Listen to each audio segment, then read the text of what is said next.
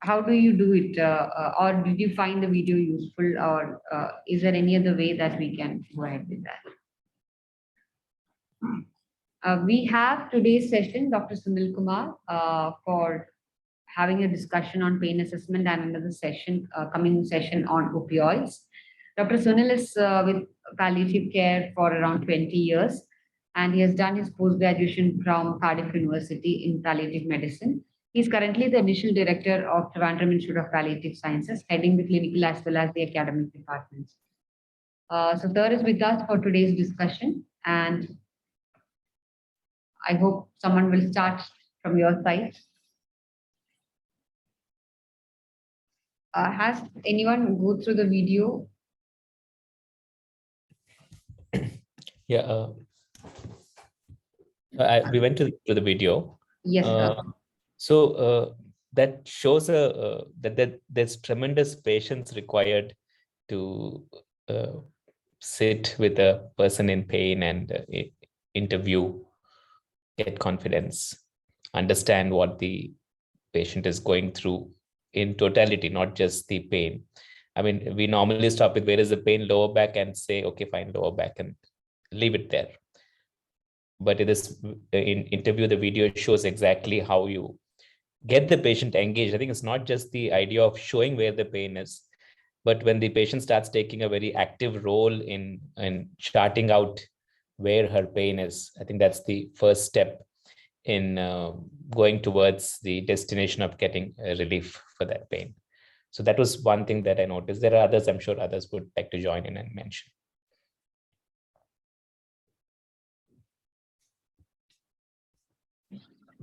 Thank you, Dr. Nandakishore. I think all of us know that pain is not only the physical sensation, but also it has multiple other components which we also need to be assessed. So that video actually, I think it is asking beyond the physical problems. So it is very important, and I think we should know the difference between pain and nociception. Both are different. Nociception, it completely occurs at the level of nerves, but pain is nociception plus the modulation of pain plus the other factors influencing pain, like the psychological, social, financial, and spiritual suffering. So both words are different. If you look at, I think in physiology, it would be nociception, which is highlighted, but pain is something which patient experiences, considering all the aspects of suffering.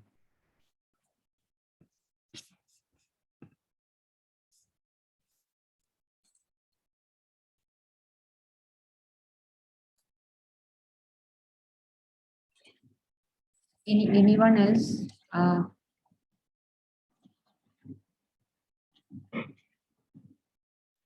And thank you, Dr. Nandakishore, for summing up it really well, the patience required and the time spent on understanding the other. Thank you for bringing it down. We'd like to hear from other participants, like anyone who's seen the video or... I saw the video. I'm Adi Narayan. Yes. Yeah, so the very important part is that, as Nandakishore also said, that we have to be very patient with questioning with the patients. As at the initial patient phase, you don't believe me, right? So that's a common thing. The patient in chronic pain, they go to many doctors and everybody just treats the back pain or just talks to them about pain and don't talk about other things. So they finally, when they come to you, they don't have those tachycardia, tachypnea, all those acute pain manifestations. So many of the times we feel that the patient is not in pain. They're looking very sitting quiet, So we tend to overlook the other aspects of pain. So very patiently, the doctor was questioning the patient repeatedly, assuring the patient that I trust you. That trust, building the trust is very important. The patient should understand that this doctor finally believes me. This doctor is going to listen to whatever I say. Then when the patient starts opening up. At the end of the video, there are so many issues to be explored. We have just started with back pain, but there are a multitude of issues to be explored. That video ends in a very positive note that the patient will slowly open up in future sessions about other social and other financial other problems. So that's very revealing. That's a very nice video. That's what I could understand. Thank you, Dr. Adi. So actually, you have gone all through the video and beautifully summed up the video itself. I think, is there any comments as such on the questioning regarding pain? One important thing is that before that, I would like to hear from you.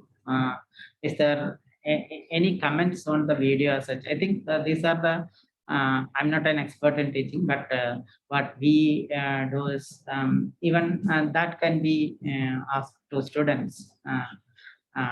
Comments on the questioning, or is there anything that can be improved? So that should be one of the aspects. So any of you think anything need to be improved?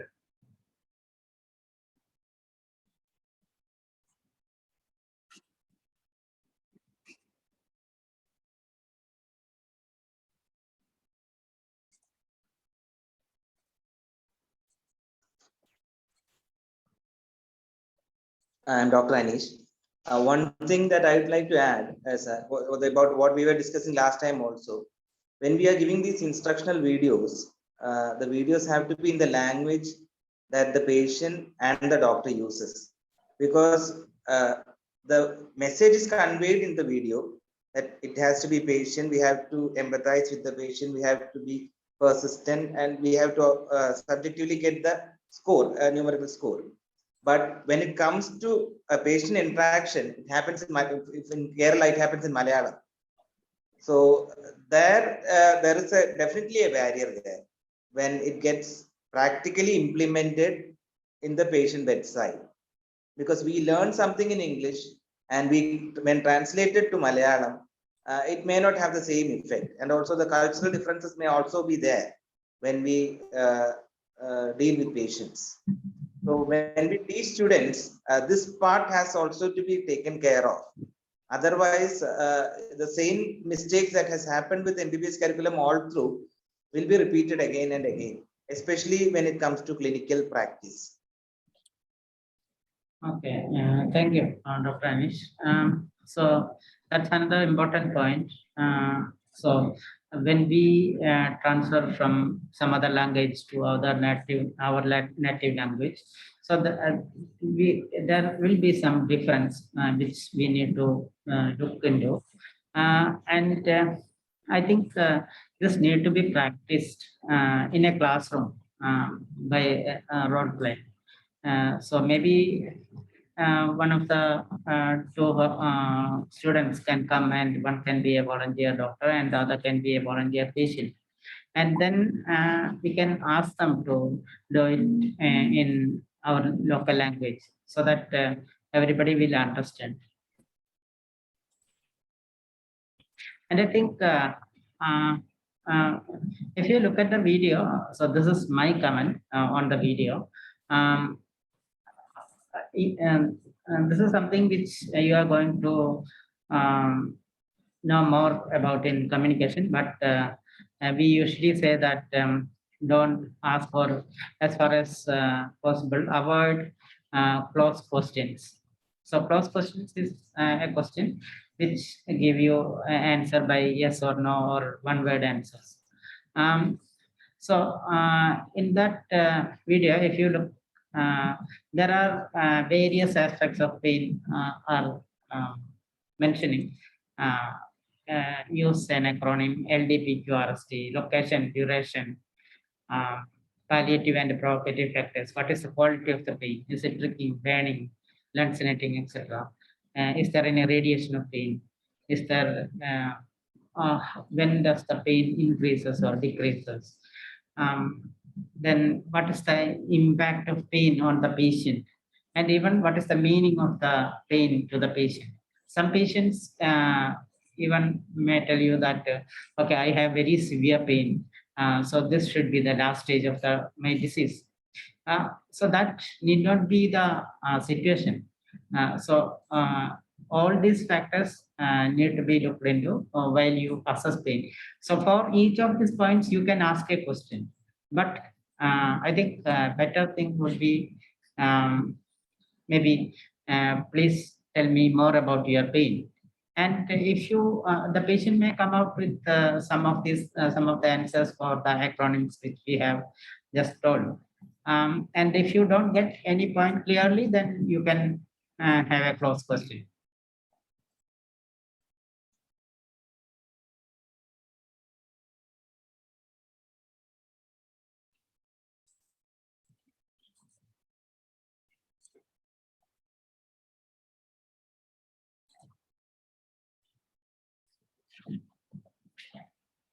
So while you do role play with your students, I think these are something which or you can ask the ways to improve how to assess pain.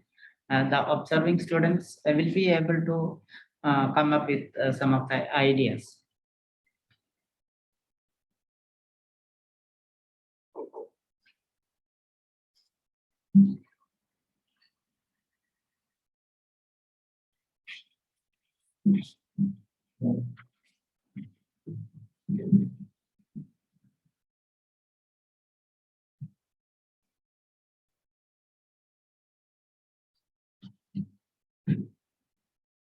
Any other comments or discussions on the pain assessment part? So I mean, how much time you must be doing this regularly? What is the time that you allot in your clinic if you know you're going to assess a patient? Because that scheduling becomes important. If you know you have a lot of patients waiting and you have to complete in a given time, then it may not be easy to achieve that objective. So I just want to get an idea, on an average, how much time do you allot for a first interview or a second interview? Was wondering whether you could tell us something. So thank you, Dr. Nandakishore again. I think when you assess pain, I think if we have a body chart, then the time taken will be reduced. I hope you have seen body charts, which the pain and palliative care departments usually use, Yes. where we can just write all the aspects of pain, that is the duration, palliative and provocative. All of this can be done. If you look at the physical and impact on ADLs, that is activities of daily living, you need only 5 minutes. But the other aspects, the psychosocial and spiritual aspects, that will take time. So we know that pain is not only physical sensation. So I think you should optimize your time according to the situation of the patient. Sometimes when you see a patient, you will understand that, okay, this patient needs time. So in such situation, you have to give allot more time to that patient. At first visit, if you have many patients, you may not be able to distribute your time optimally. But I think this should be what you should do when you have many patients to see. Hello, my name is Dr. Subramanian. I'm a chronic pain physician working in Mahatma Gandhi.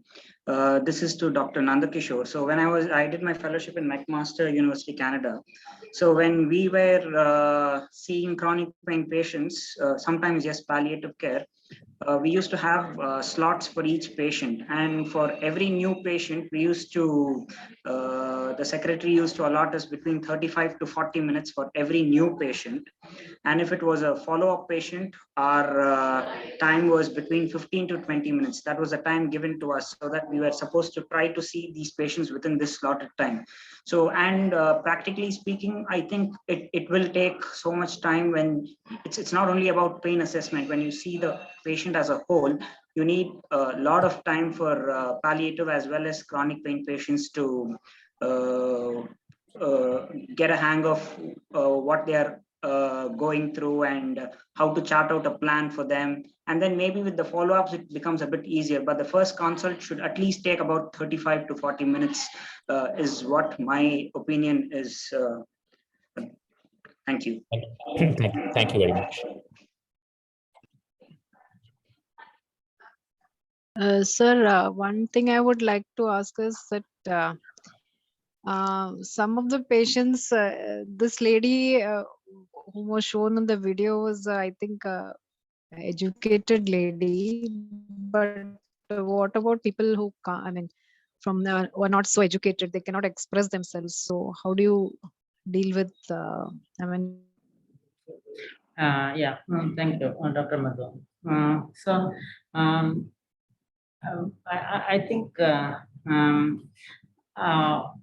when we ask about various aspects of pain, maybe only I think most of the patients we see usually patients who are from the rural side, maybe 60-70% of patients are from rural side. So they may be educated as well as not very well educated people, but from my experience, I see that most of them will be able to talk about pain. The only thing, sometime maybe less than 5% of patients, they may not be able to give you the pain score as such. But still they will be able to give you is it mild, moderate, severe, or unbearable pain. So otherwise, rest of the assessment aspects, they will come up.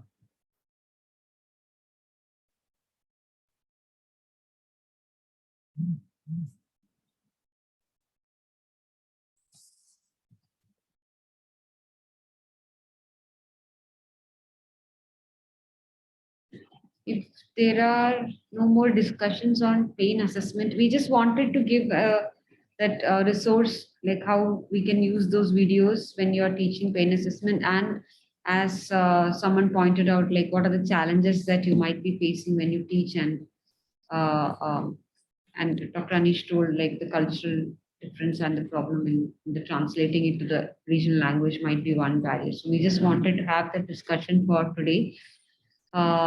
I think we'll move on to we'll start with the next session on the NSAID specifically by Dr. Rajagopal.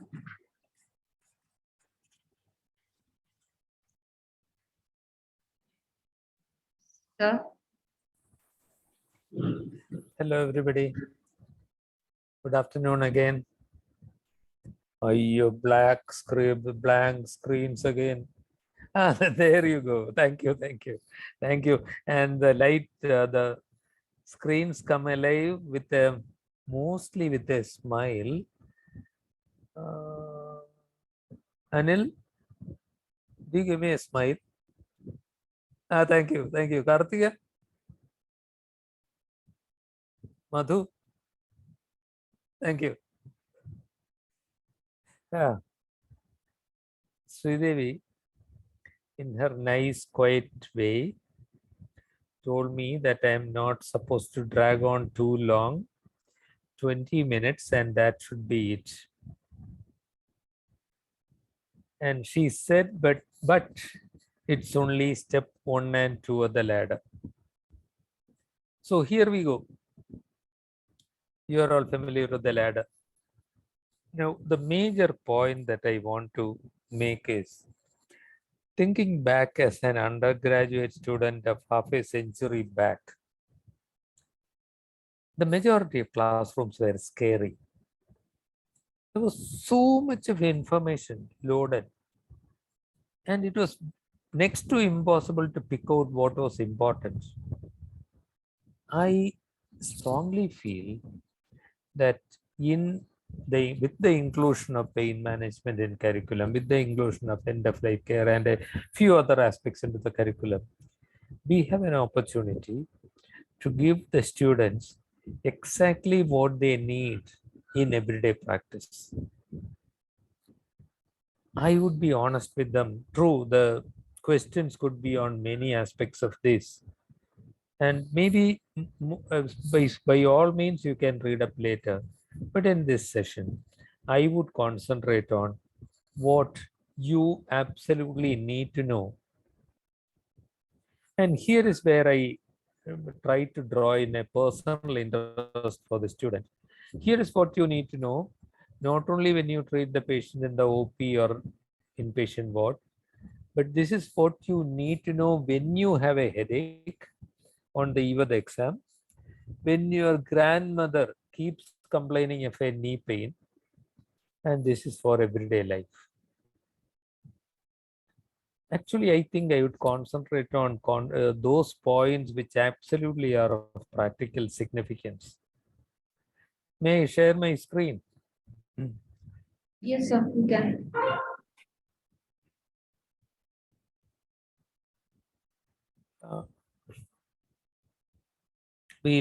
I would start by reminding the students on something that they had 2 months back, that pain is not only a sensory and emotional experience. The ladder used without remembering the patient's experience is as dead as a wooden ladder. You need to come alive, we remember that the person is suffering, and that suffering has a strong emotional content. And when we talk about pain, I'll remember that these are the points that the student must know. Fortunately, I don't know, many people may have heard opinions otherwise, but compared to the average college student, we in medicine are blessed with students. Well, nothing is absolute, nothing is for 100%, but mostly students who really want to learn. These are the important points about steps 1 and 2 that Devi asked me to speak about, that I think they must know. Assess the pain before they treat. Knee-jerk reaction pain, here is an analgesic. That kind of approach simply will not do. And we'll talk about safe and effective use of paracetamol. Our humble, poor paracetamol, which nobody ever talks about. Very useful when used properly. I'll talk about other NSAIDs, because technically very often paracetamol is included among NSAIDs, but it's a medicine of a class on its own. We'll talk about step 2 opioids and adjuvants, and I personally would concentrate on only on points of practical application. How exactly paracetamol is metabolized, or how numerous adjuvants weigh against each other. Those are not of great relevance to me as far as undergraduate education is concerned. About the first points, assessment of pain, I'll remind students at this stage, you start by believing the patient about the pain. You don't think, hey, this must be all psychological. That's a very wrong approach, because even if it is psychological, patient is still suffering. We need to find out how and why. Secondly, we will remember to correct the correctables. There's a point that I'll drive home every time I talk about this, because if there is a correctable factor, it is madness to keep on pushing pills. A patient with cancer of the lungs would have a pain over the one side of the chest, and I would remember that every time he comes back, pleural effusion is a possibility. And I would also remember that instead of pushing my tablets, sometimes a single fraction palliative radiation works best. And then I'll check adherence to treatment. I keep making the mistake, though I keep reminding myself about this. The patient says, I was given all this from the other hospital, nothing worked. And I shouldn't make an assumption that he has taken it all. How about this? Oh, that I took only for 1 day because I was feeling very tired. So we may make the mistake of giving something in the same class in the same fashion. So whether they have really adhered to the treatment will help us to decide on what and how to give them. And in assessment of pain, I would remind them to distinguish between nociceptive pain and neuropathic pain. nociceptive pain arising from stimulation of a nerve ending, neuropathic pain arising anywhere in the nervous system that comes from abnormal impulse generation anywhere in the nervous system, including a peripheral nerve lesion, including a neural compression of the nerve roots, or an abnormal impulse generation anywhere in the nervous system. And this classification, I would remind them again, not just to prescribe some painkiller or other, but to choose wisely. So these are three important points that I'll concentrate on. And for the last point, again, this must have been already discussed. I would still remind people, because people keep forgetting. Neuropathic pain cannot be diagnosed with any imaging. It has to be a clinical finding. And a case study, if we have the time, would be very useful. I make the distinction of, for example, a patient with lung cancer complaining of pain, and then complaining of pain down the arm by infiltration of the brachial plexus, something like that. But the nature of the pain, like burning, pricking, etc., affecting a nerve or a group of nerves or a dermatome, abnormal sensations in the area of pain, I will remind people that these are three major indicators of neuropathic pain. All three may not be seen all the time. And now I am ready to go on to the discussion of the painkillers themselves. At this point, I was when I did a session for a group of students, and this was what I did. I asked them in the classroom to talk to the neighbor, just two people together, talk to each other, and then decide on this prescription for a particular pain issue. I'm not going into the case history now. That is given, and then get this prescription is given. I asked them to tell me whether they agree with the prescription or not. If not, with each choice of medicine, is there any comment about the dose or about the frequency? Or if they say this is useless for that patient, that's also fine with me. I'll give them 2 minutes for each medicine, 6 minutes of time to discuss, and then I'll randomly select some people to share with the larger group.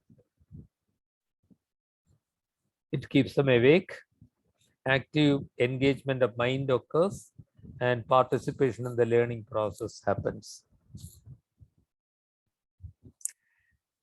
I would concentrate on paracetamol. I already said that. I would emphasize this point. Though it is classed among an NSAID, it is unlike any other NSAID because it has negligible anti-inflammatory action.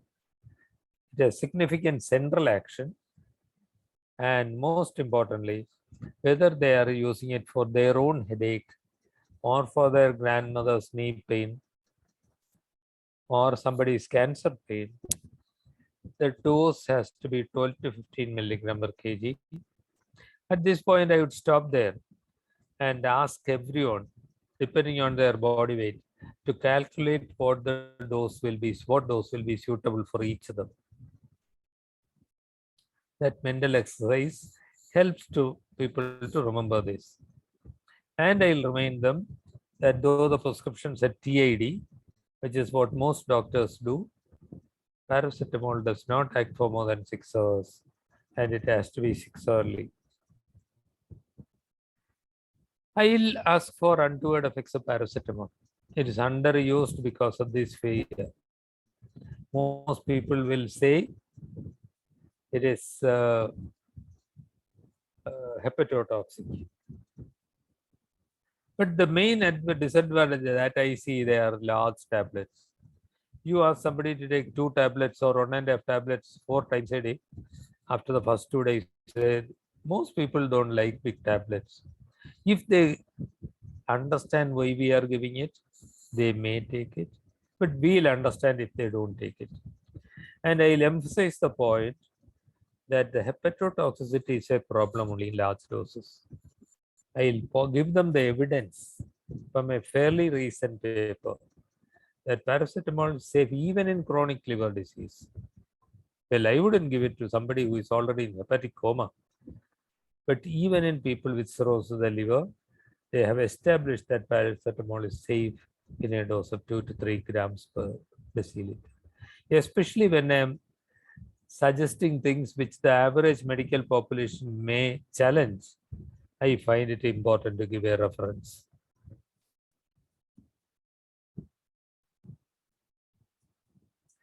As far as the other NSAIDs are concerned, if I ask them to name them, I'm sure more than half a dozen names will come up. I will point out two things. First, that the three important adverse effects to remember are gastrotoxicity, renal toxicity, and the platelet inhibition.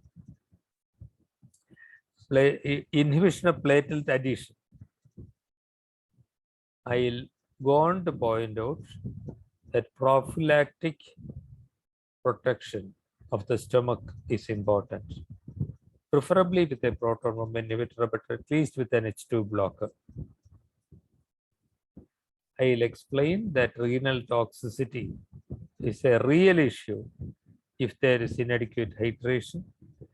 So every single patient that I give this medicine to, if I prescribe ibuprofen, I repeatedly tell this to the person and to the family.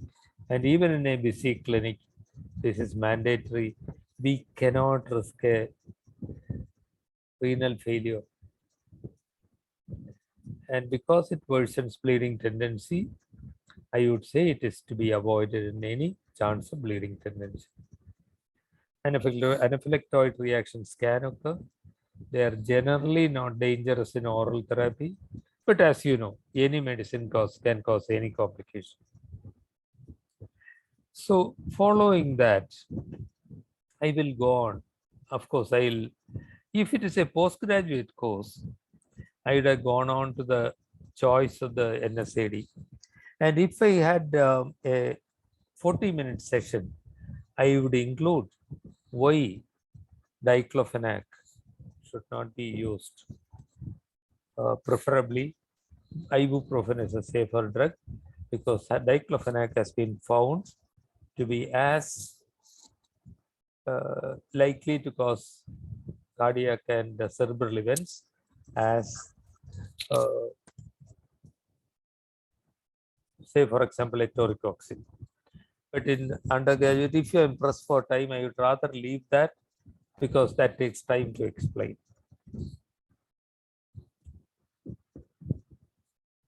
I would go on then to the next step.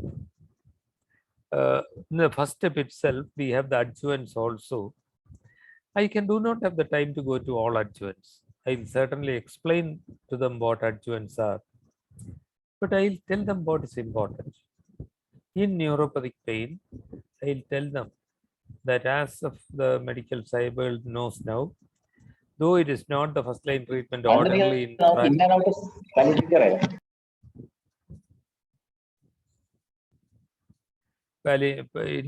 it is not the first line medicine usually for majority of doctors, we still would insist on doing that first because that is evidence based on evidence the best in the majority of neuropathic pains. And while gabapentin and pregabalin are widely prescribed, they are not included by WHO in the model list of essential medicines because the evidence, strong evidence submitted in their favor has been shown to be fraudulent. Not saying that it's a useless medicine. I would still use it, but not as a first line medicine. I think with that, I am ready to go on to step 2. Practically, now, okay, you can argue there are a few others available here and there, but for the whole country, tramadol is the only step 2 realistic choice in India. They are usually used in all these combinations. Understandably, most clinicians use the most expensive tramadol sustained release tablets. Very expensive. This is bad enough. When you want to start with very small doses, this is really tiny doses. If you are using these two, I'll tell the students, they are given in combination with paracetamol, but they contain absurdly inadequate quantities of paracetamol. So if you want the paracetamol effect, you need to give additional paracetamol tablets. Ultracet semi is exactly half of what is there in Ultracet tablets. They have the advantage that the tablets can be broken into two. Tramadol 50 is available as capsules.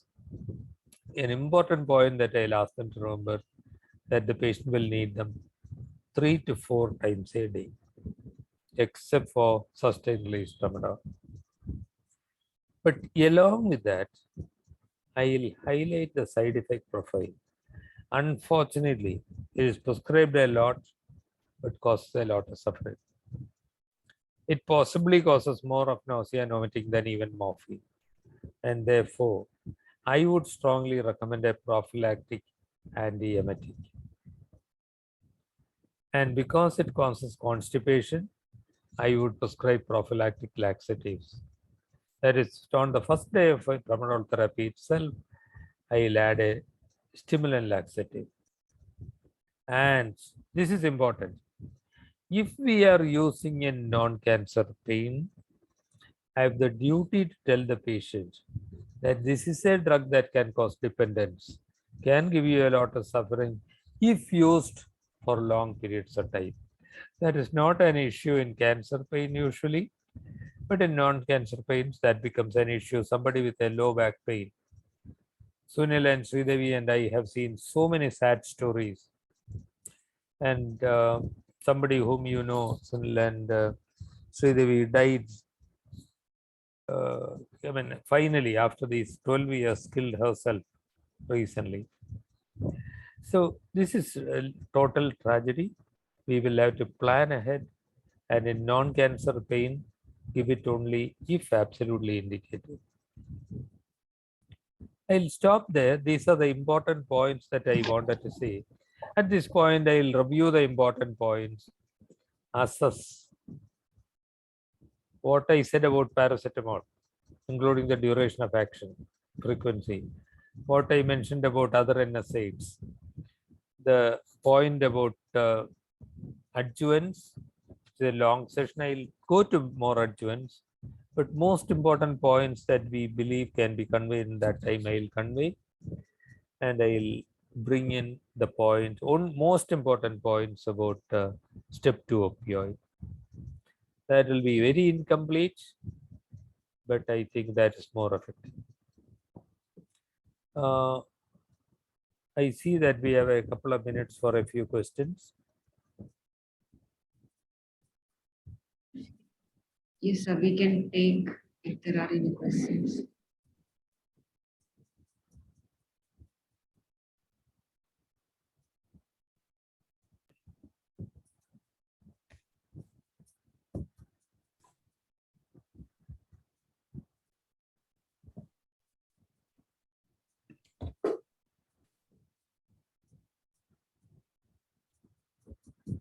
As questions haven't come up yet, my mandatory time of 40 seconds is over, minimum time, waiting time. So let me ask you, how much paracetamol do you use? Will you calculate for yourself 12 milligram per kg at least, and at least 4 times a day? Yes. Secondly, what is your favorite NSAID?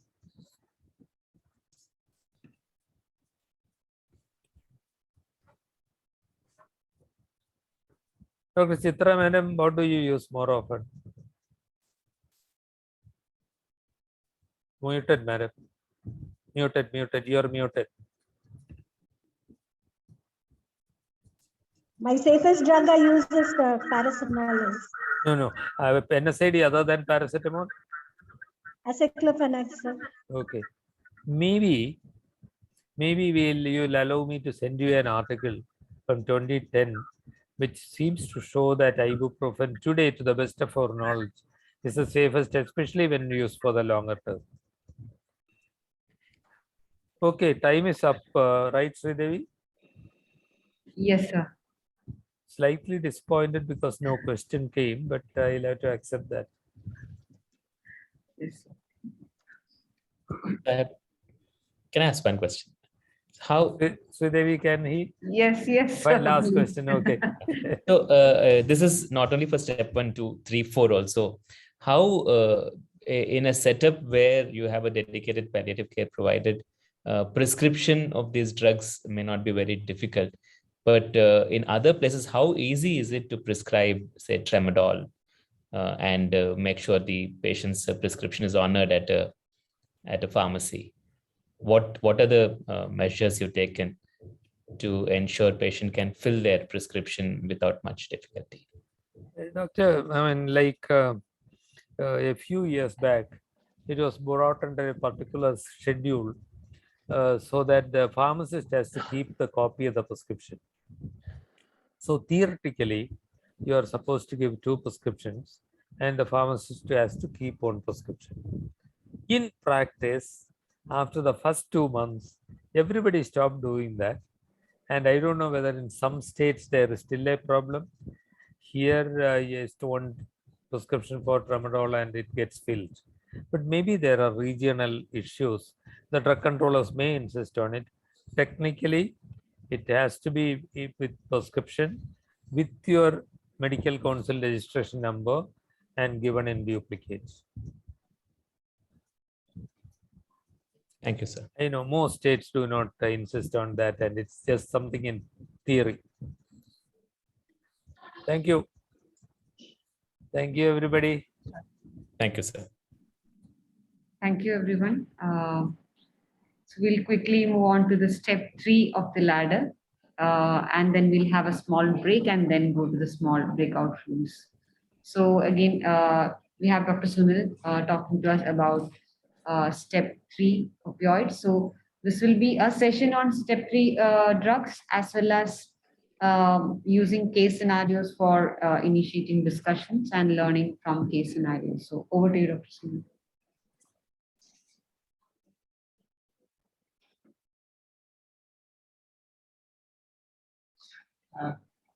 Thank you, Sridevi. Here, probably I'm going to concentrate more on contents rather than how to teach, but this is the teaching method that I used to use in our training sessions. So I'll be talking about what are the commonly used opioids and what are practical aspects of opioid use and advice. So all of you know this is the WHO analgesic ladder. And the analgesic ladder, step 1 is used to treat mild pain, step 2 for moderate pain, and step 3 for severe pain. So we are moving on to a patient story. Here is a 35-year-old man he's a father of 2 kids, has been diagnosed with carcinoma of the upper lobe of right lung and has deep-seated gnawing pain over right suprascapular and intraclavicular area. Pain score is 3/10 and it's continuous. He is unable to sleep at night. How will you manage the pain? So I will wait for a couple of seconds to get answers, but I don't expect any answers from you. So I am moving on. So usually students come up with many answers, but this is mild pain. So maybe you may start on patients with paracetamol, ibuprofen, and as there is NSAID along with a proton pump inhibitor. But with this combination, he has inadequate pain relief. So how are you going to proceed? So again, this can be asked to the student and they may come up with various answers. And maybe they will talk about the next step, that is second step. So you can ask what are the opioids for mild to moderate pain. So in India, we have tramadol, tapentadol, codeine, and dextropropoxyphene. These are the 4 opioids which are available in the WHO analysis level step 2. And most commonly and widely used is tramadol. So the mechanism of action is little different from other opioids. In addition to the action as the opioid agonist, it also acts as a tricyclic antidepressant. So that means it inhibits the reuptake of noradrenaline and serotonin. And potency means it is the weight by weight ratio, that is in comparison with morphine. So the potency of opioid are usually expressed in comparison with morphine. So tramadol is 1/10 as potent as morphine. That means 10 milligram of tramadol is equal to 1 milligram of morphine. A few important points that we have to keep in mind is that tramadol can reduce the seizure threshold. So in patients who has a tendency for epilepsy, or patients with maybe brain metastasis, or patients who are on other medication which can reduce the seizure threshold, like antidepressants or antipsychotics, we should be careful while we prescribe tramadol. And fast IV push is also another thing which need to be careful. And we all know that nausea is one of the common problem with tramadol, and duration of action is 4 to 9 hours. The maximum recommended dose is 400 milligram per day.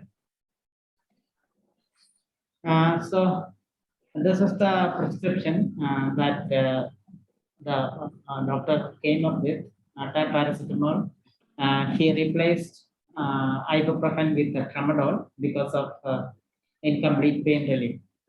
And he also wrote hydrogen powder, 2 teaspoons in 1 glass of water. That is methyl cellulose. So you can ask, is there any modifications needed here? So this is a patient for whom we are going to start opioid for the first time. So what are the possibilities? This patient can have nausea and vomiting.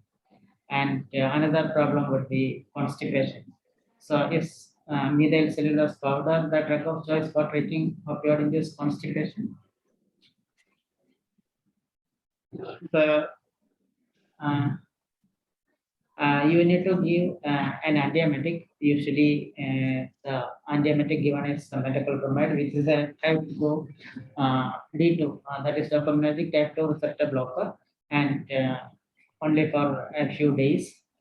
500 should be replaced with a stimulant laxative, disocodyl sodium bicarbosulfate of Senna, and you can review the patient after 3 days.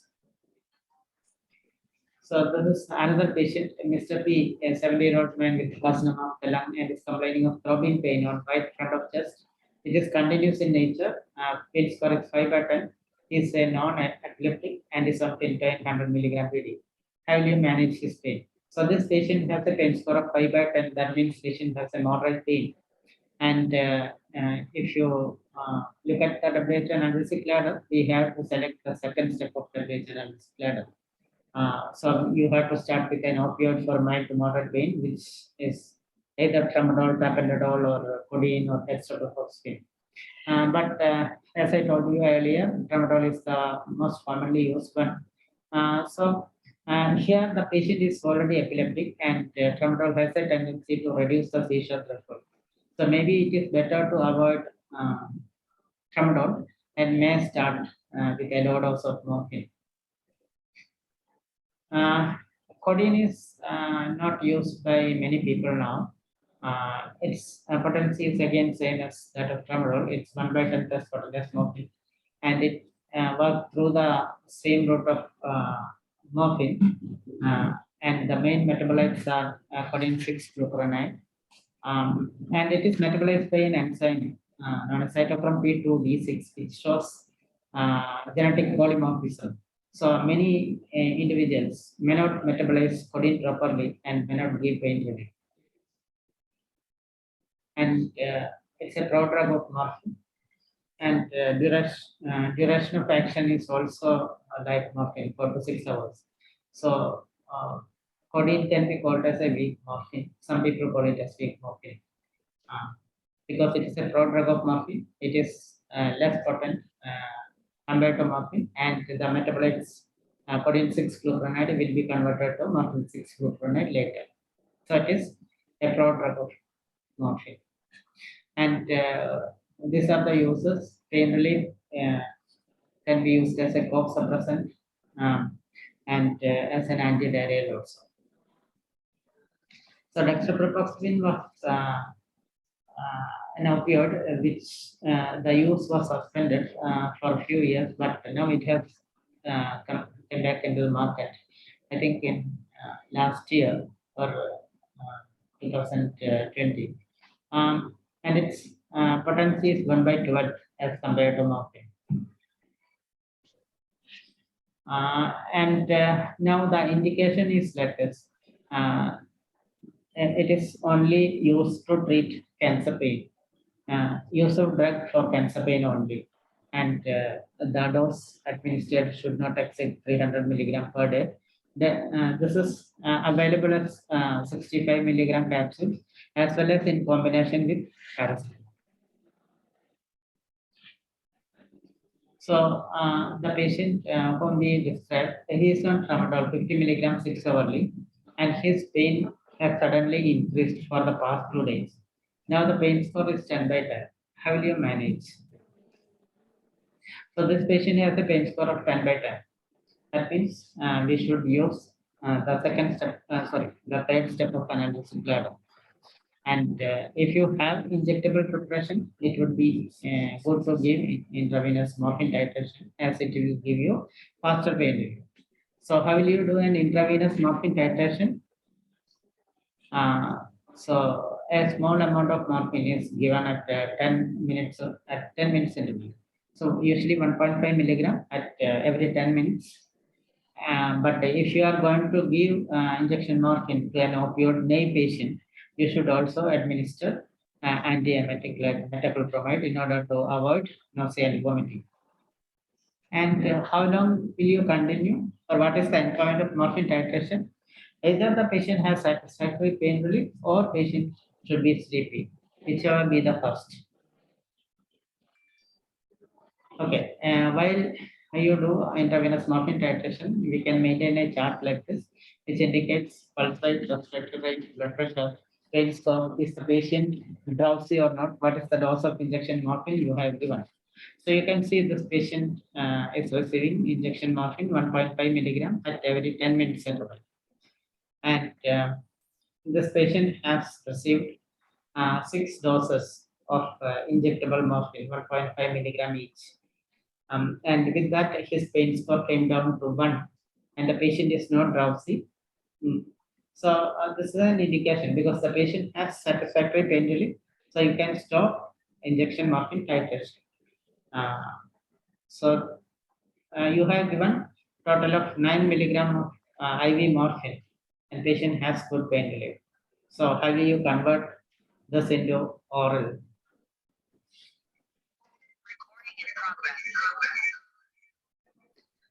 So if the patient is, you can actually convert the IV dose of oral morphine to same oral dose. So this patient received 9 milligram of IV morphine, and you can convert it into 10 milligram, which is the next practical dose that we can give it. Because we have 10 milligram tablets, 20 milligram, and 50 milligram tablets. So 10 milligram would be good. So when what is the duration of action of morphine? It is 4 hours.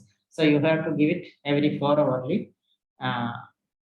So starting from 6 a.m., then 10 a.m., 2 p.m., 6 p.m., and 10 p.m. But all of us know that when patients are in pain, usually they will be sleeping at 6 a.m. So you need not wake up the patient, and the first dose can be given when the patient wakes up. Likewise, you can also relax the 10 p.m. dose to bedtime. But please note that the bedtime dose is it's double as that of a normal dose. 10 milligram is usually given, but at bedtime you are giving 20 milligram. You can also see an SOS dose.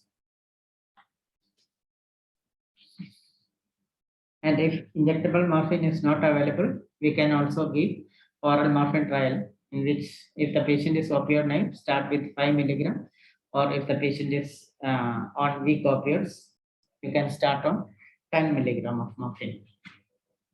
So this patient was started on 10 milligram of morphine 4 hourly with SOS dose, and he had pain relief for 2 weeks. But then he needed 3 SOS doses of morphine per day for the last 4 days. So what should we do now?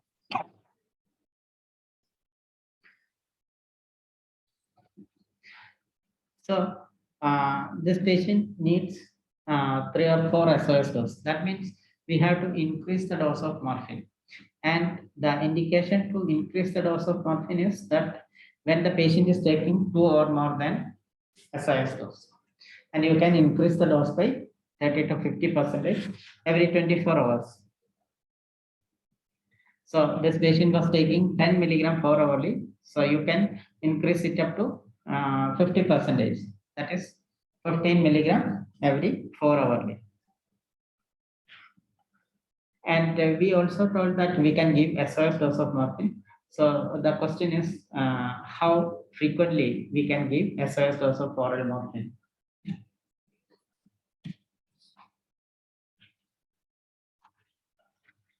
Okay, for that we have to understand a little bit of pharmacology about morphine. So this is the poppy plant with its flower and pod. And you can see the poppy fields, and the seed-like thing is known as pod. The farmers will make small cuts on the pod, and from which the sap will ooze out. The farmers will collect it, dry it in sunlight, and this will be transported to government opium and alkaloid factories where morphine powder is produced. Okay. So what happens when you give morphine orally? It will go into the GI tract, and it is absorbed from the upper small bowel into the blood vessels of the GI tract. From there, the morphine will go into the portal vein to the liver, and in the liver the metabolism takes place, and the metabolites are liberated into the systemic circulation. So metabolism mainly occurs in liver, but minor part also in GIT and kidney. And you can see that it is mainly converted into 2 metabolites. It is M6G and M3G. That is morphine 6-glucuronide and morphine 3-glucuronide. The morphine 6-glucuronide, which is formed in less quantity, is the active metabolite which will give you the pain relief. And M3G doesn't have much action in our body. So for this process to occur, that means when you swallow, it goes into the GI tract, from there to the portal vein to the liver, and then metabolism takes place, and then metabolite is liberated into the systemic circulation.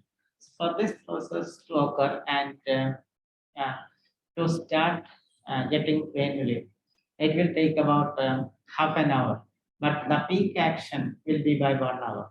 So we usually tell the patient to wait for 1 hour before taking the next dose of morphine or through oral route.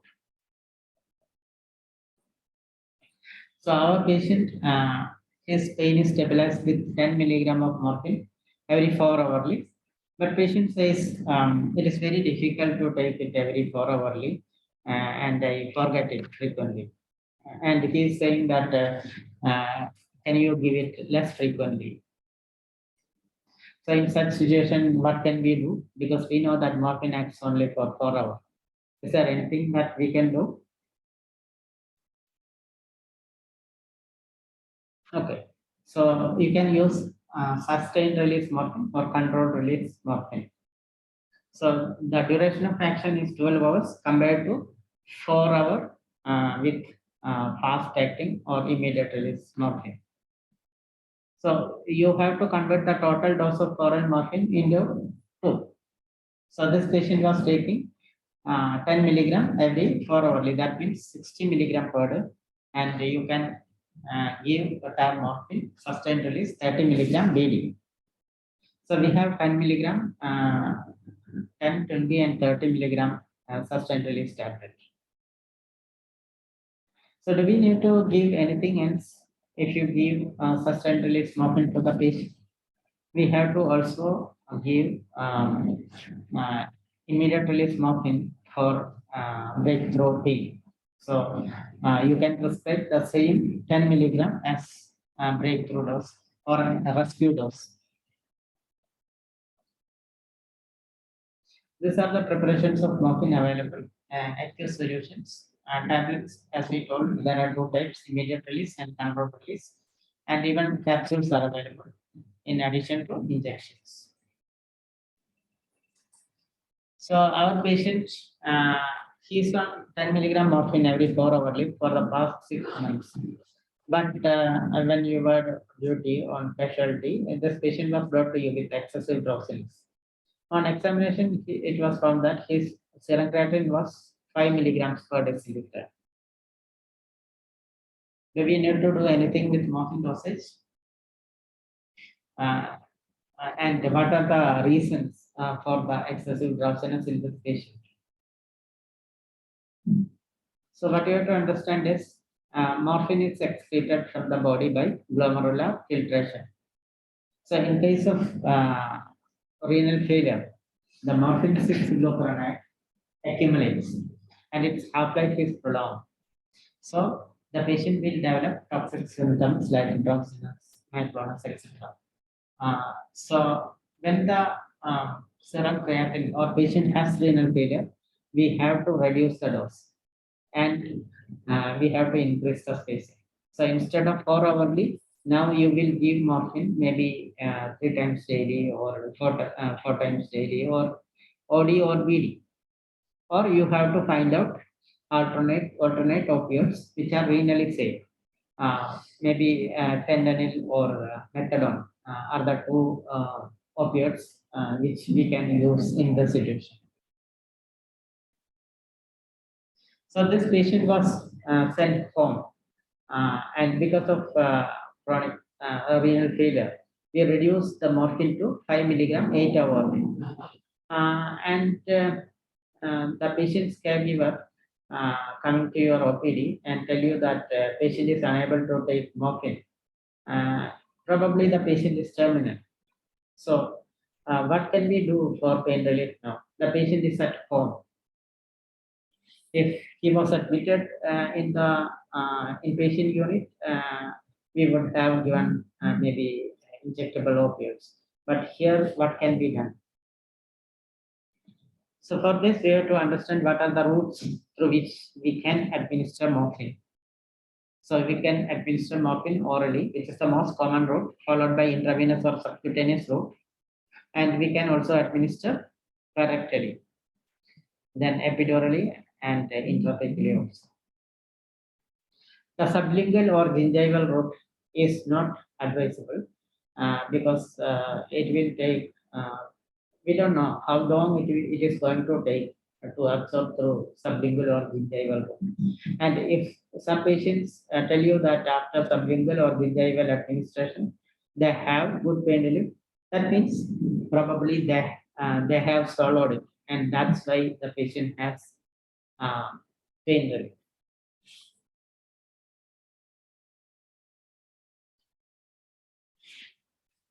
So in this patient, what can we do? We can administer morphine correctly. The same oral dose has to be continued correctly. It is the correctal route is comparable to oral route for all practical purposes. And you can use fast-acting tablet, which you can actually morphine is hydrophilic, that is water soluble. So you can make a paste with morphine and rub it over the rectal mucosa, which will give you the same pain relief as that is given through oral. So this is another patient. This is care with pain. So this is a patient, a 55-year-old lady with carcinoma of the colon, has abdominal pain. It is continuous and is on 10 milligram morphine 4 hourly, and she doesn't require any SOS dose of morphine. As the patient find it difficult to take morphine every 4 hourly, the doctor has asked them to replace morphine with 25 microgram fentanyl patch. Next day, patient reports to you telling that she removed the fentanyl patch after 5 hours as she had no pain relief. What will you do? So you can read once more.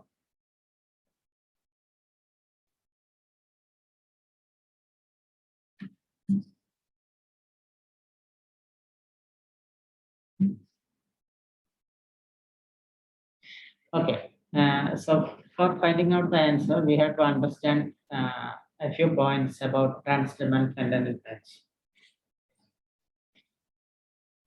So once you apply the fentanyl patch, first of all, it forms a subcutaneous tissue depot. Okay, so from this to develop this subcutaneous tissue depot, it will take about 8 to 12 hours. And from this subcutaneous tissue depot, fentanyl is constantly released into the systemic circulation. Suppose you apply 25 microgram patch, that means it is 25 microgram per hour is released into the systemic circulation. But for a patient for whom you are applying the fentanyl patch for the first time, it will take about 8 to 12 hours to get pain relief, because that's the time required for forming the subcutaneous tissue depot. But this patient removed the fentanyl patch after 5 hours.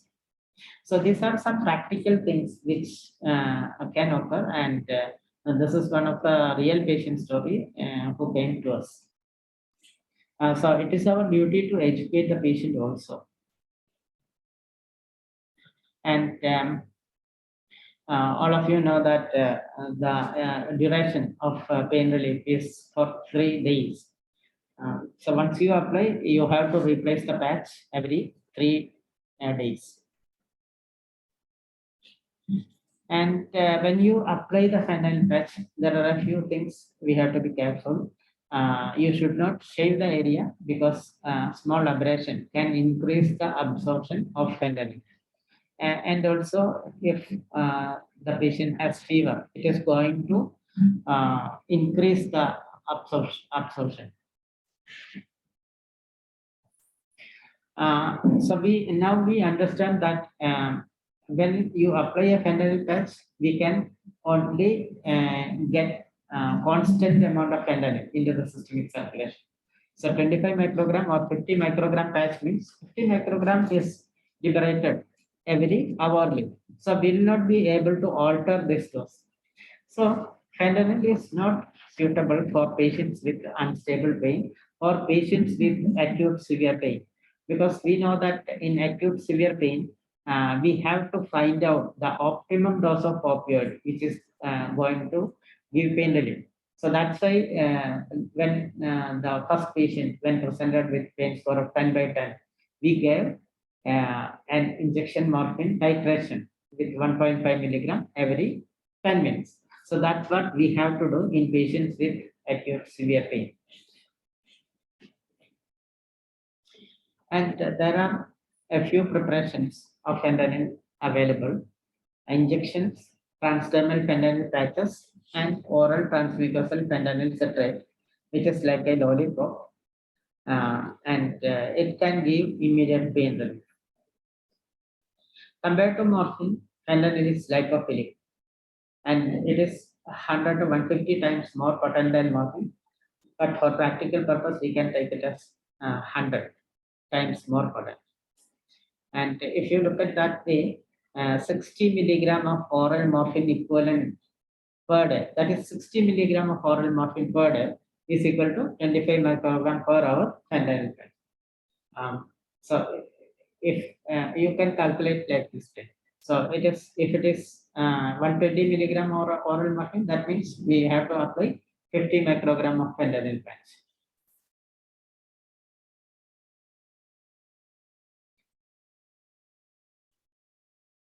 So this is another patient, Mrs. P, who is on tab morphine, 50 milligram 4 hour day. She attends your clinic with severe pain. You have injection pentazocine, that is 14, and oral morphine tablet. How will you manage? Anybody want to comment on this?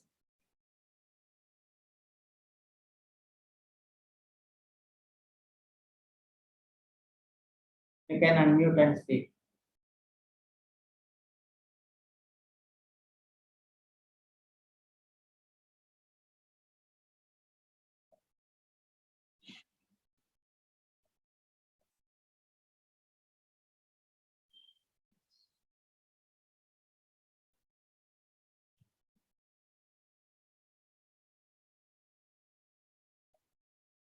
Yeah, Dr. Shivakumar says don't give protein as it is a mixed agonist and agonist.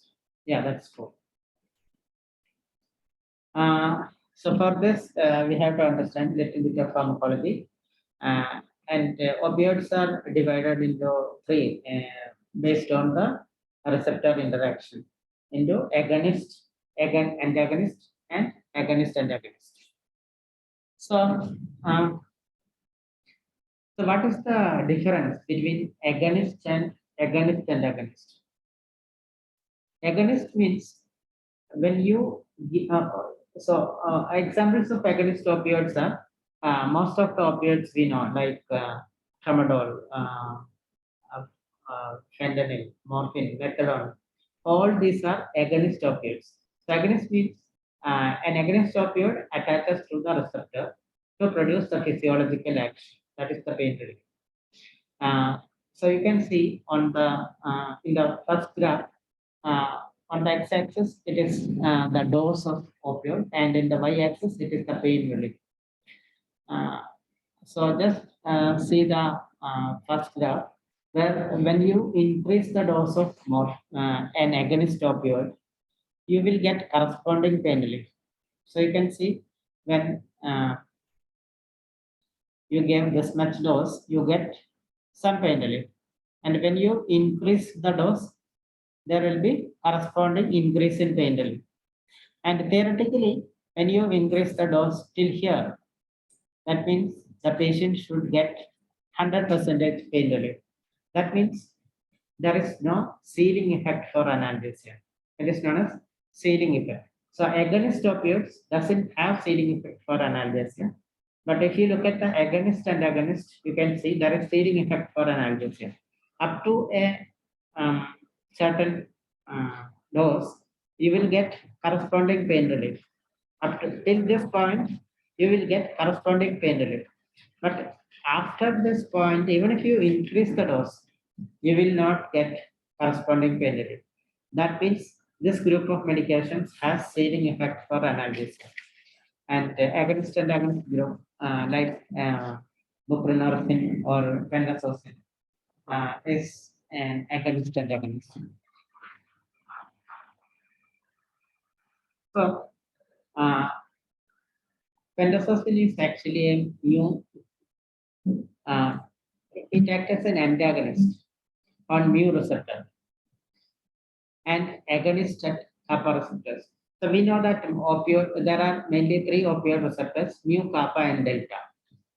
So pentazocine acts as mu on mu as weak antagonist, whereas agonist at kappa.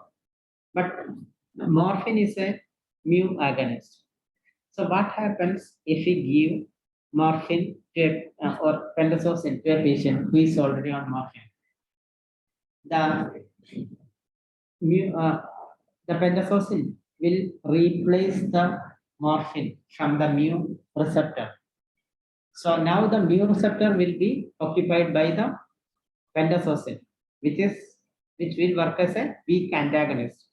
And now the pain relief will be mainly due to the effect of pentazocine on kappa. But we have to understand that those opioids which acts on mu are the strong opioids.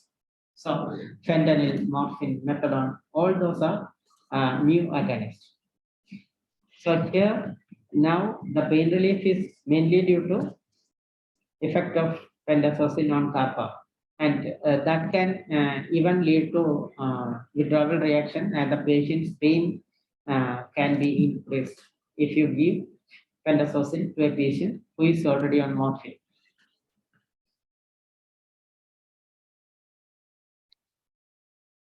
So we have to take history. Sometimes the patient might have missed the scheduled dose of morphine. And if it is so, we have to give an SRS dose, or you can even, if the patient is taking it regularly, you can increase the dose of morphine by 30 to 50%. So now I am moving on to adverse effects of opioids. So what are adverse effects? Adverse effects are again divided into two. One is side effect and the other one is toxic effects. So the side effects means it is the adverse effect with therapeutic dose. So what are the side effects?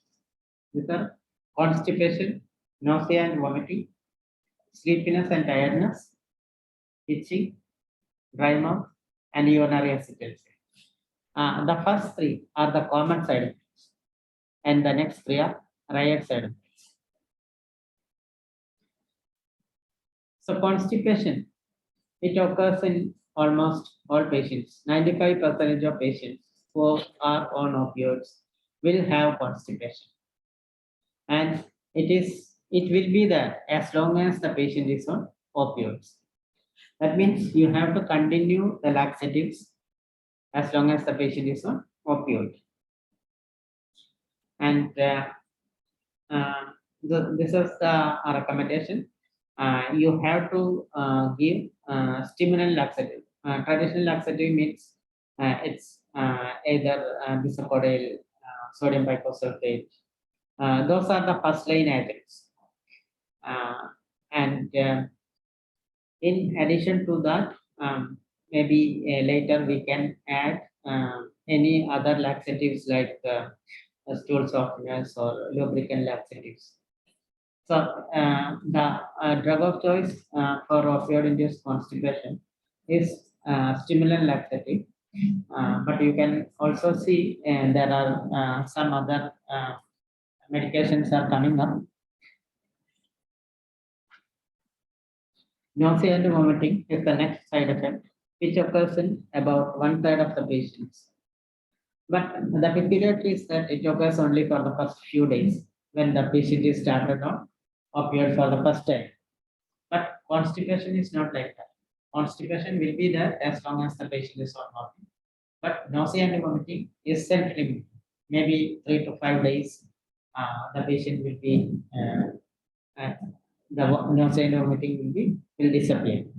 And this is mainly due to stimulation of chemoreceptor triggers.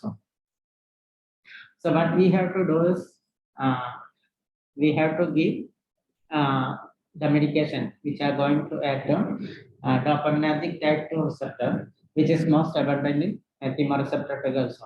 So the strongest T2 blocker is haloperidol, and maybe olanzapine or metoclopramide or domperidone can be given. And the next choice is prochlorperazine or promethazine, and last choice is ondansetron. Ondansetron, it is a 5-HT3 antagonist, but one of the main side effects of ondansetron is constipation. So many people use ondansetron, but we use metoclopramide due to its beneficial effects. Not only for nausea and vomiting, but also it is a prokinetic. Next is sleepiness and tiredness, which again occurs in 1/3 of the patient, but it is also self-limiting.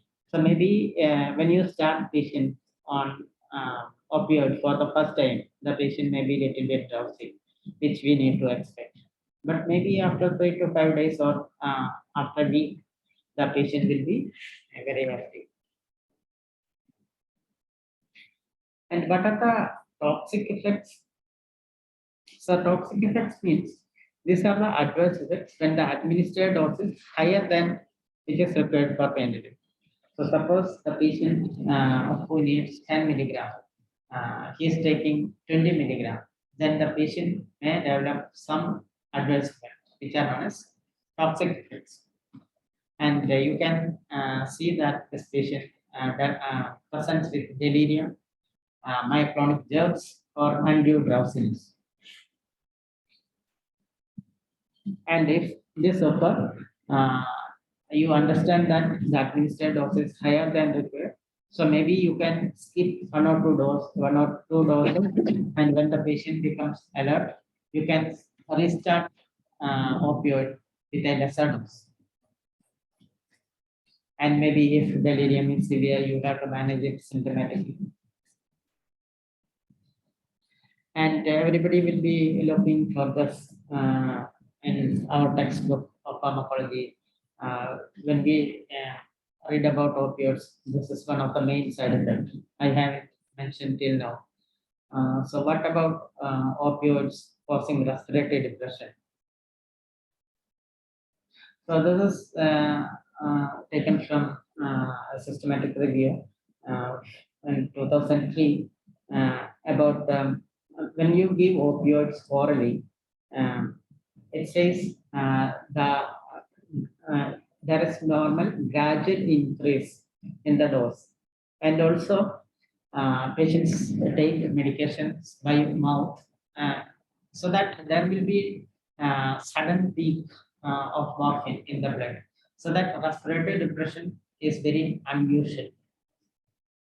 And another thing is that pain is the physiological antagonist to respiratory depression.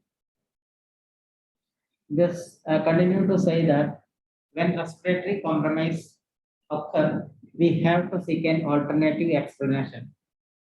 Does this patient has pneumonia, pulmonary embolism, cardiomyopathy, or are we giving any sedating medication like benzodiazepines? And next question is opioids causing addiction.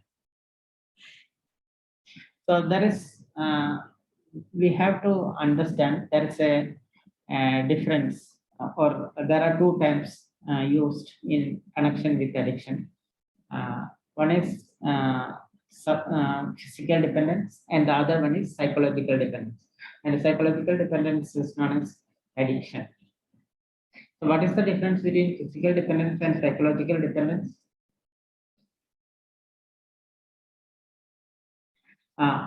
This is what psychological dependence or addiction means. It's actually a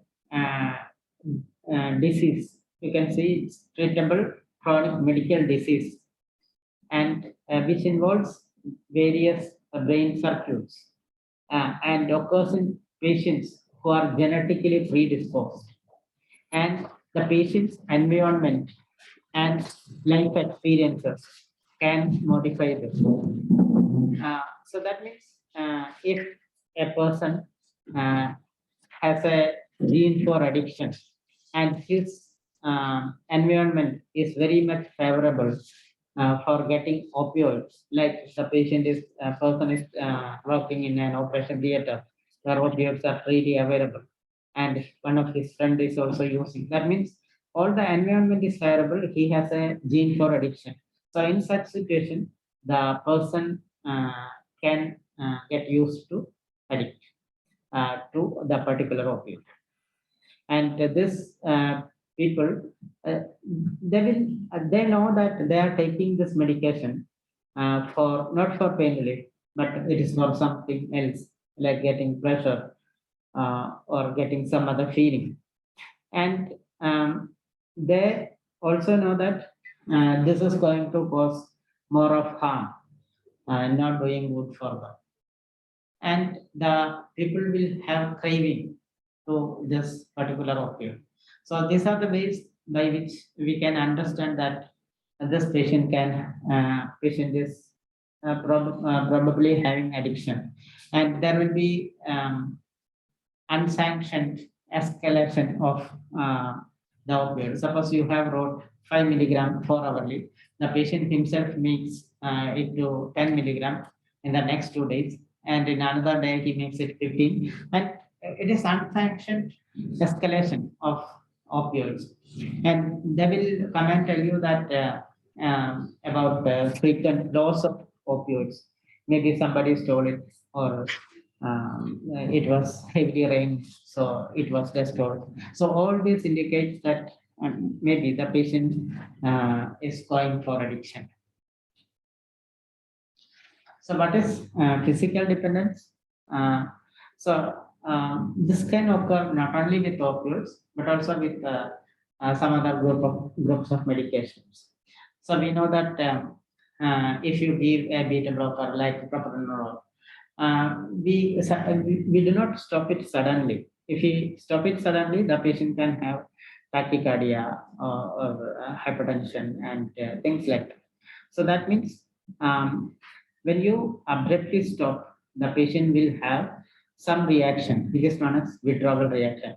Likewise, when you put patient on opioid for a long time, maybe more than a month, and when you stop it suddenly, it can also produce some symptoms which are known as withdrawal reaction, which includes lacrimation, yawning, abdominal pain, abdominal cramps, diarrhea.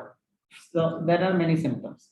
So this is the basic difference between physical dependence and psychological dependence, which is known as addiction. And we need to understand something about the comparison of prices, because pharmacoeconomics is really something which we can benefit the patient if we understand the pharmacoeconomics. So you can see if the patient is receiving morphine 5 milligram 4 hourly, the patient need to pay only 3 rupees 50 paise per day. Whereas to get the same pain relief, you have to give 300 milligram of tramadol, which will cost around 24 to 50 rupees. And for fentanyl patch, to get the same pain relief, maybe 100 to 150 rupees per day. And buprenorphine patch, you can see even costly.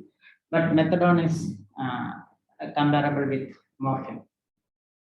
And we know that many patients who come to us telling that they don't have symptom control, probably they may not have money to buy the medication, but we usually don't look at it, and we will escalate the doses. So this is an important aspect while we prescribe any medication, not only opioids. Now we will move on to another patient. 70-year-old man with carcinoma of the lung has neuropathic pain of right upper limb due to nerve infiltration.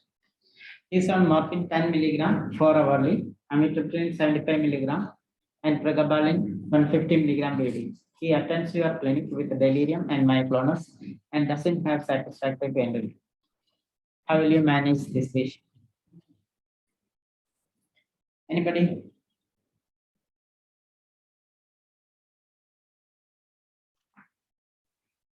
So we have a patient who is already on morphine, amitriptyline, pregabalin, and has neuropathic pain. But in addition, the patient has delirium and myoclonus and no satisfactory pain relief.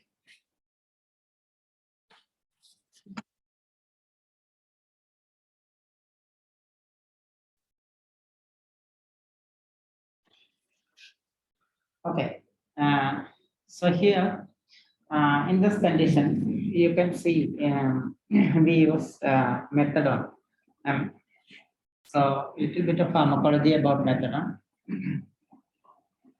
So methadone is an isomer of S-methadone and R-methadone.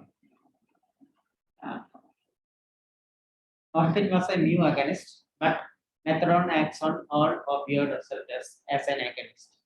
mu, delta, and kappa. In addition, it is an NMDA antagonist. That means it has an action just like that of ketamine. And it is also a tricyclic. It has a tricyclic antidepressant. That is, it inhibits the reuptake of noradrenaline and serotonin. So there are three mechanisms by which methadone acts, which are beneficial. But there is another problem with methadone, which causes blockade of human either AGO related gene. This HRG gene is abundant in muscles, but it is mostly abundant in cardiac muscles. And when we block, it can lead on to QT interval prolongation, which can later lead on to torsade points and sudden death. So this is the mechanism action of methadone. And another important point which we need to understand is opioids take about 4 to 5 half-lives to get the blood level stabilized. So in case of morphine, the half-life is 4 hours. So approximately 24 hours will be taken to get the blood level stabilized. 5 half-lives, 5 into 4, that is 20 hours. But in case of methadone, the half-life is about 22 hours. Okay. So 5 half-life means it is 5 days approximately. So we should not increase the dose of methadone till 5 to 7 days. That's the most important point. One of the most important point regarding methadone. In case of morphine, we can increase the dose every day, but in case of methadone, we have to wait for 5 to 7 days. And it is actually absorbed from the upper small intestine and metabolized in liver, but there are various cytochrome enzymes are involved in the metabolism of methadone, and many drugs can have interaction with methadone, with cytochrome P enzymes. Okay. And there is, if you want to know more about methadone, there is a supplement in the Journal of Palliative Care regarding methadone, and in 2018, please read this. And this is another important resource to which you can go to understand more about methadone. What are the indications to start methadone? So patients with opioid toxicities, that is, patients who are on opioid, but at the same time they have delirium, myoclonus, and drowsiness. So in such patients, and patients who are who has neuropathic pain, and sometimes we will be able to manage neuropathic pain with adjuvant drugs, but even with adjuvant drugs, the patient doesn't get proper pain relief, then that's an indication to start patient on methadone. Opioid-induced hyperalgesia or opioid tolerance. Some patients, when you start on opioids, they will have pain relief, but after some time, the patient needs more opioid, and after a point, even if you increase the dose, instead of pain relief, the patient will have more pain, which is known as opioid-induced hyperalgesia. And tolerance means for getting the same pain relief, you have to increase the dose of opioid. So maybe for 1 week, the patient needs only 10 milligram. Next week, patient would need 20 milligram to get the pain relief, and it will go on like that. So in such patients, you can start methadone. And patients with chronic kidney disease, where the usual opioids like morphine can get accumulated, and allergic to other opioids. Some patients are allergic to morphine or some other opioids. So in such situation, you can use. So in this patient, you can see this patient is having a neuropathic pain, and that's an indication for methadone. He's already on amitriptyline optimal dose, and pregabalin is also maybe on optimal dose. In addition, he has delirium and myocarditis. That is, it indicates the toxicity of opioids or morphine here. So patient has toxicities of morphine. Patient has neuropathic pain and doesn't have proper pain relief with the present medication. So these are the indications for methadone in this patient. So what is the dose of methadone that we would need in patients with moderate severe pain, and in opioid naive patients, you can start with 2 to 7.5 milligram oral methadone per day. In patients who are already taking opioid, then 60 if the patient is taking 60 to 199 milligram of oral morphine, and if the patient is less than 65 years, the potency is 10:1. That is, if the patient is taking 150 milligram of oral morphine, then 150 divided by 10, that is 15 milligram of methadone per day. And if the patient is taking more than 200 milligram of methadone, and if the age is more than 65 years, the conversion is 20:1. When we described about the tramadol, codeine, or dextromethorphan, or other fentanyl, the conversion ratio was linear. It was not changing. But in case of methadone, the conversion ratio is changing according to the dose of morphine.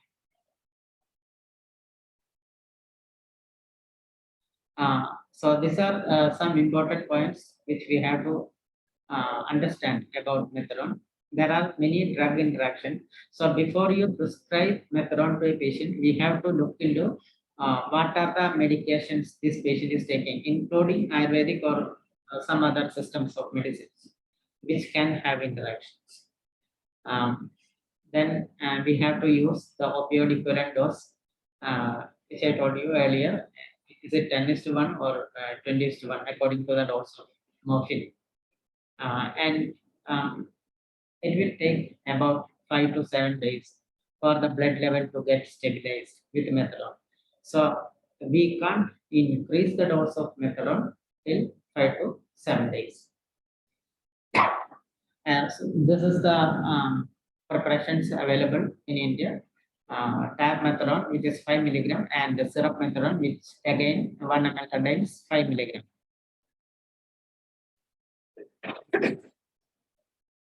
So that's about opioids. Thank you. Thank you, Dr. Sunil. We have 10 minutes before the break to address some of the questions. Anything regarding the conversion or the titration or the preparations available, anything regarding opioids, we can have a discussion for 10 minutes.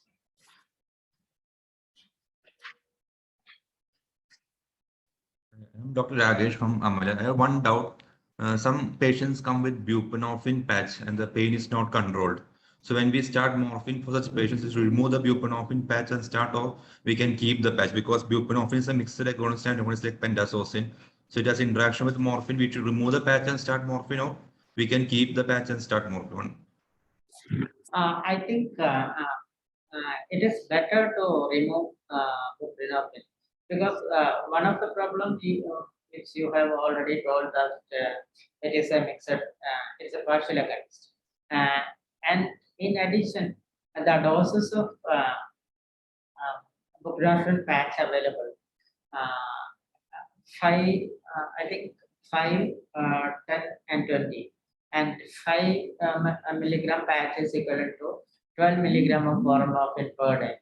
So that is very low. 12 milligram. So if the patient is taking only 12 milligram of oral morphine, why should we start patient on buprenorphine? Actually, as maybe the gold standard for pain management is morphine, and if morphine is available, you should not go with buprenorphine.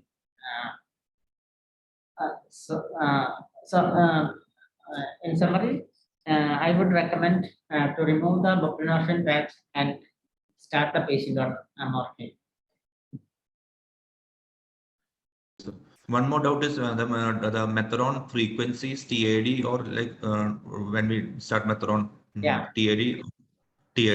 So methadone has a duration of action of 8 to 12 hours. So it can be either given 8 hourly or 12 hourly. But when you start a patient on methadone, maybe for the first 5 to 7 days, the patient can have pain in between.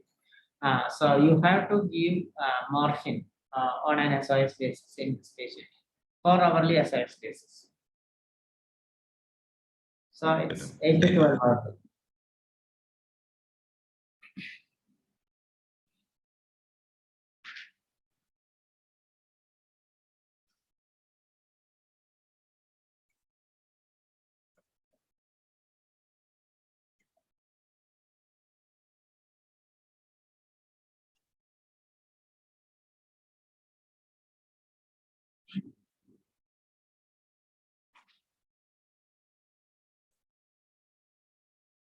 Any other questions concerning the opioids?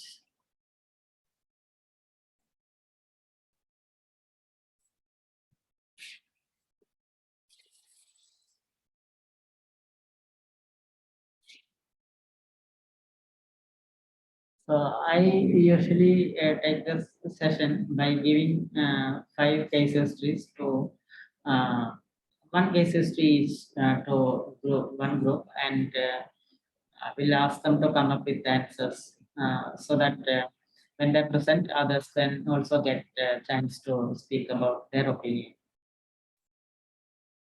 But if you take this as just as a pharmacology session, it will be boring. So maybe case-based discussion would be better.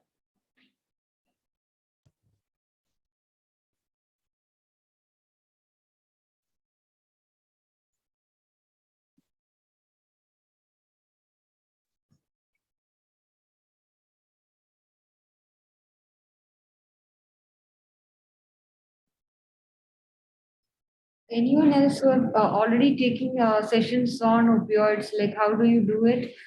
Do the case scenarios work, or anyone any other methods that you use and you find very effective? Something like sometimes we do prescription correction in some of the training programs. We give them some prescription and we tell them to correct the prescription and tell justification for why you have changed that medication.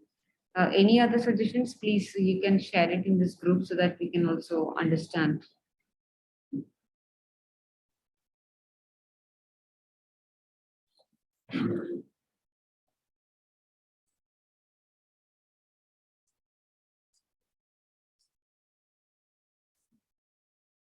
Thank you, Dr. Adi, for the response case scenarios and prescription corrections. Yeah, prescription correction is a good way of doing it. Actually, when we deal with students, I think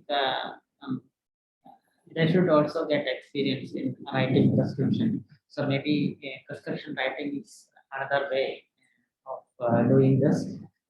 Actually, I had some prescription, but I don't have time to show that.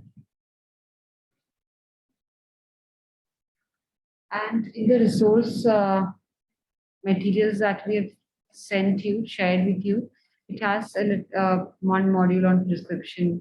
There are a few prescriptions given at the justifications. So if anyone finds it useful, please. I think if there are no other questions, we'll have a 10 minutes break. We'll come back at 4 and we'll break into small groups and we'll do the small group teaching and learning. Okay. More comments. Case scenarios can be given for those prescription writing and corrected based on the principles that we are trying to convey through these modules. And so most of it is theory, and where, as Rajagopal sir said, Where to focus has to be the focus of the teacher as well. Which part to be emphasized on and what to leave behind. Thank you. Thank you.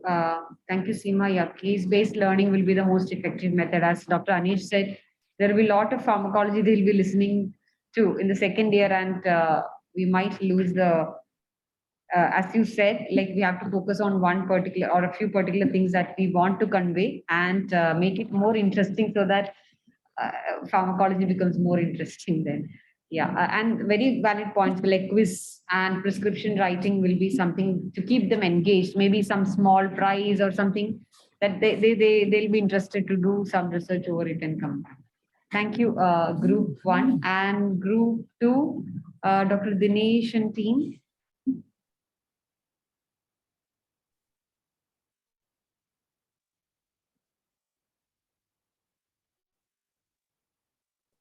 Who is speaking? Dr. Ganesh, Dr. Lavanya, Dr. Srinivas, Dr. Nandkishore. Okay, so Dr. Ganesh, yeah, go ahead. Again, the same thing. I said about the student perspective. We are having given today topics is we covered only 2 topics, but 3 topics are left behind. Even though, but it is more about the theoretical point. But Dinesh sir explained very well how to focus on the student perspective point. That is, we should be showing the case scenarios, and we should give according to that. We should make the students be interactive more than on the theory part. So thank you, sir, for your this thing. Another more important point is to more concentrate on the oral point of the view of the morphine than on the parental, because the students' perspective. Another third point is about the keeping the pictures of the regular oral transdermal patch pictures or the oral morphine tablet pictures, as Dr. Sunil sir has said. The same thing sir has again convinced us to make the issue like that, so that the students can know better what things we are doing practically in our palliative care. That should be in the student point of view. We should teach the thing. Thank you. Thank you, Dr. Ganesh. I'll just check the chat also. Yeah, case stories with prescription writing and focusing on oral drugs is something that you discussed. Thank you so much, group 2. And room 3, I think it was Dr. Aditi. There were lesser number of people, so they shifted to the other room. Dr. Aditi, Dr. Lalita Ambige, Dr. Subramani. Dr. Lalita, would you Yes, want to share? Would you want to share? No, ma'am. Actually, whatever we discussed, they have already discussed in the previous groups, like make it simple, all that you have mentioned earlier now. So that's it, ma'am. So one good thing which Dr. Lalita shared was that she will also do a role play on good pain assessment and bad pain assessment. Might involve PGs who can do, and then they can ask students to comment upon whether the pain assessment was done in a good way or in a bad way, and what were the points that they could take up. So this was something which was new, which I felt, which Dr. Lalita has shared. Ma'am, this is Dr. Kannan from Group 3. Ma'am, I have one doubt for the larger group. Yes. Ma'am, for a small group presentation, prescription writing and role play really works out very well. For a larger group of 250 students, which is there in my institute, even a role play also would reach out to about 50 to 60%, or we can even shoot a video of it the previous day and we can play the video. So that will be more crispier also. Ma'am, but then taking up these medications to a much better interactive way, I'm not sure whether how far can we reach out to 250 students. It becomes a little tough. That's what I personally felt. If there are anything, I'm sorry if I had said anything extra, but we always had this difficulty to reach out. So thank you, Dr. Kannan. Is any faculty here have done the prescription writing for the larger group? Can you please share? Yeah, so Dr. Dinesh is telling us the students to make small presentation on the pharmacology followed by summary by the faculty. Has anyone of you tried prescription writing for the larger group? Anyone, Dr. Dinesh, Dr. Baburaj, or Dr. Vineetha and Aditi? Anyone has tried the prescription writing? We have done it in small groups, or we give it as assignment. We generally do it in practical classes where already it becomes a smaller group, like the students of 120 is divided into 40. So 3 batches are, so it becomes a small group. We do it in practicals, not in our theory. We give it as an assignment in theory and then discuss in practice. Dr. Aditi? Dr. Aditi, we lost you. Aditi ma'am is talking about a principle called flipped classrooms. Yes, exactly yes. the same. We tell them to prepare the previous day. The next day, we don't present much, but we do a lot of group discussion among themselves and among ourselves. Things like that. That's what the ma'am was trying to convey. That is what she was telling us in the group also. Practicals.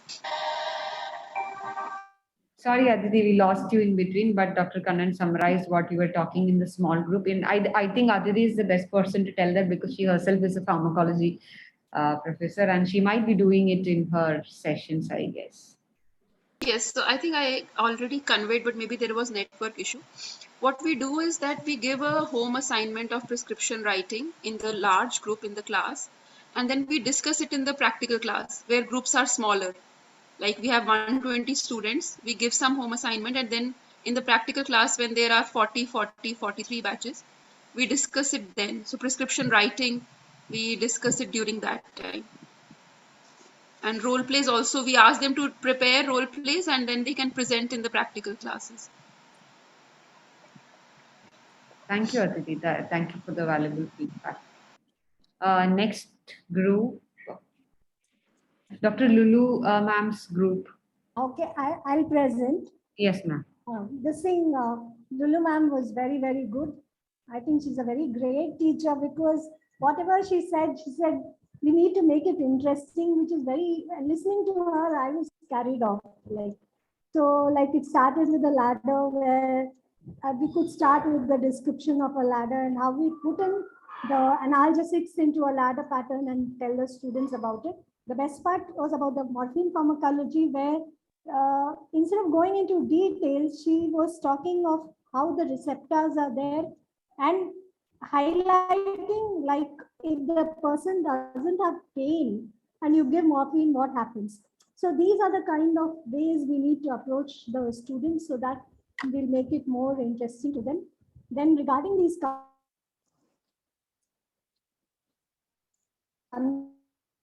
conversions, fentanyl and this thing, our group felt that MBBS aware of it, that there are fentanyl, morphine, we can convert, but the details of doing it, we discussed in detail, but whether we really need to highlight it to the students was a point of debate. So that's what we had our discussion.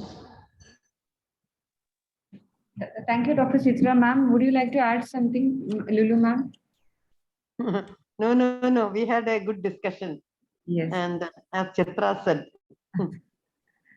Thank you, ma'am. And Dr. Chitra, I guess you learned a lot. Madam sessions are always very interesting. Very good, very good. Yes. Yeah. Thank you so much.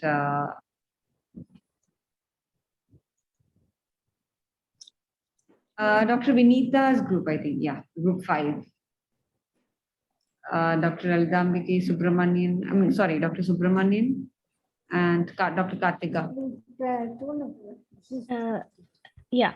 We had 4 of us presented the subtopics, and we felt that even then, even as subtopic presentation, it was too much of information being shared for an 8-minute presentation.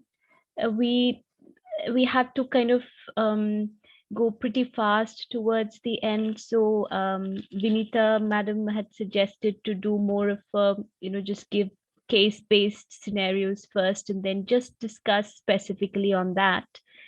But still some parts were there was so much of theoretical aspects that needed to be discussed, and it was kind of confusing how to make that interesting because even otherwise pharmacology lessons for a second year student, it can get a little overwhelming.